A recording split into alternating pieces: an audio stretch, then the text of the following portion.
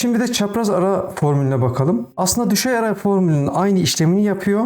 Biraz daha farklı, daha gelişmiş bir düşey ara formülü diyebiliriz. Bunun için Office 2019 ya da Office 365'ten sonra Excel'de bu çapraz ara formülü var. XLOOKUP Türkçesi. Ama merak etmeyin, daha alt sürümde olan ofisler varsa onun içinde Google e-tablolarda bu çapraz arayı göstereceğim. Aynı formül burada da geçiyor. Kolaylıkla verileri Google e-tablolara yapıştırıp aynı işlemi burada uygulayabiliyorsunuz. Dolayısıyla Google e-tablolarda da formül kullanımına da şöyle bir göz atmış oluruz. Çapraz ara diyorum. Taba bastım. Arama değeri burası. Düşey arada arama tablosu sorardı ve biz bir tabloyu seçerdik tamamını. Burada arama dizisi döndürülen dizi istiyor. Arama dizisi yani benim aradığım kolon değer hangi dizi olacak onu seçiyorum. Arama dizim burası diyorum. Kopyalayacağım için F4'e basalım. Aradan o çıksın. Döndürülen dizi yani bunu aradım tamam. Şimdi hangi değeri döndüreceğim? Mesela ad soyadı döndüreceğim. Burayı seçiyorum. Eğer döndürülen diziyi böyle seçerseniz eğer bu sefer şöyle bir durum olacak. Birinciyi buldu ya burada. Birinciyi bunu gösterecek. Bir kaydırma yaparsanız birer basamak kaydırılmış olarak gelecek. Çapraz arada buna dikkat etmek gerekiyor. O yüzden hangi kolondan başladıysanız satır numaraları aynı olmasına dikkat edin. K7, K28, L7, L28 şeklinde kontrolde fayda görüyorum.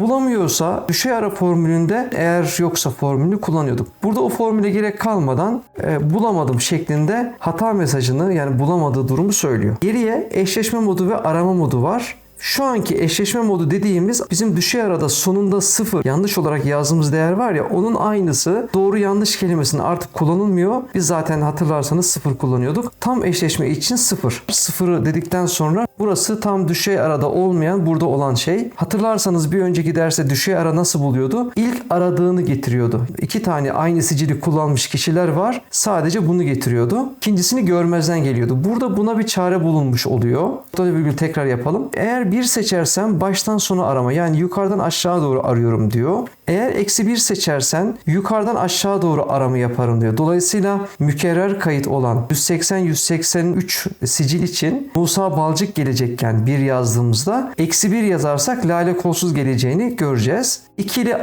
aratma yani ikişer gidiyor. Yukarıdan aşağı aşağıdan yukarı şeklinde devam ediyor. Bunları çok kullanmıyoruz ama şunlara bir bakalım. 1 yazalım ve hangi değer geldiğini görelim. Parantezi kapatıyorum. Bu kadar. Musa Balcık geldi. Formülümüzü de bir tamamlayalım. Aşağı doğru gönderelim. Evet gördüğünüz gibi bulamadım formülleri geldim. Her şey yolunda. Musa Balcık'a bir göz atacağız. Evet yukarıdan aşağı arama yaptığı için neden? Çünkü buraya 1 seçmiştim. Eğer burayı -1 yaparsam sondan başa arama aktif olacak. Dolayısıyla Enter'a bastığımda Lale Kolsuz geleceğini görmüş oluyoruz. Şimdi bir de aynısını tekrar çapraz ara diyelim. Aradığım değer burası. Nerede arıyorum? Arama dizim. Sicil aradım. Mail adresini bu sefer döndürüyorum. Döndürülen dizi burası. Bulamıyorsa buraya bulamadım yaz.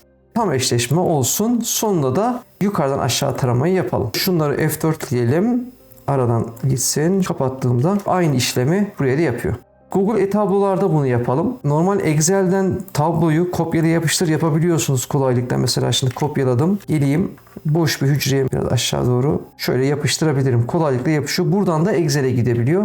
O yüzden çok rahat. Kullanımı çok basittir. İkisi arasında geçişler vardı. Şimdi burada yapalım. Çapraz ara dedim. Düşey ara da çalışıyor. Bakın çapraz ara yazdım. Taba bastım. Arama anahtarı diyor. Ekran üzerinde pop-up açılmıyor da çok daha açıklayıcı. Google normal Excel'e göre. Aradığım değer bu. Arama aralığı diyor. Yani arama dizisi bunu dedim. Buradayken F4'e basıyorum. Bakın bütün tuşlar aynı anda çalışıyor. Sonuç hangisi döndürsün? Burası. Gene kaydırmamaya dikkat ediyoruz. Noktalı virgül. Tabi burada F4'ü unuttum. F4 yapacağım gene.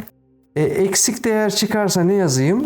Bulamadım dedim. Eşleşme modu hangisi olduğunu yazmıyor. Aşağı inersek bakın her parametrenin eşleşme modu neymiş? 0 gelirse tam hala ekrana çıkmadan buradan görebiliyorum. Daha fazla bilgi için dersem formülden hala çıkmadı dikkat ederseniz. Yardım menüsü açılıyor. Yardım menüsünde daha detaylı 0 bu için işte her bölüm eşleşme modunda kalmıştık. Eşleşme moduna hem buradan bakabilirim hem de daha detaylı buradan inceleyebilirim. 0 yaparsam tam eşleşmeymiş. 0 dedim. Arama modu da bir diğeriyle aynı normal Excel'le. 1 yaparsam ilk girişten sona doğru arama, -1 son girişten girişe doğru yani parametreler hepsi birebir aynı. 1 yapalım yukarıdan aşağı arasın. Kapattığım zaman burada şöyle bir özellik var Excel'de olmayan. Tike basarsam bütün formüllere bunu uyguluyor. Bu çok güzel bir özellik. Diğerinde yok. Normal Excel'de, Microsoft Excel'de Gene Musa Balcık önde, gördüğünüz gibi şu listemize bakalım.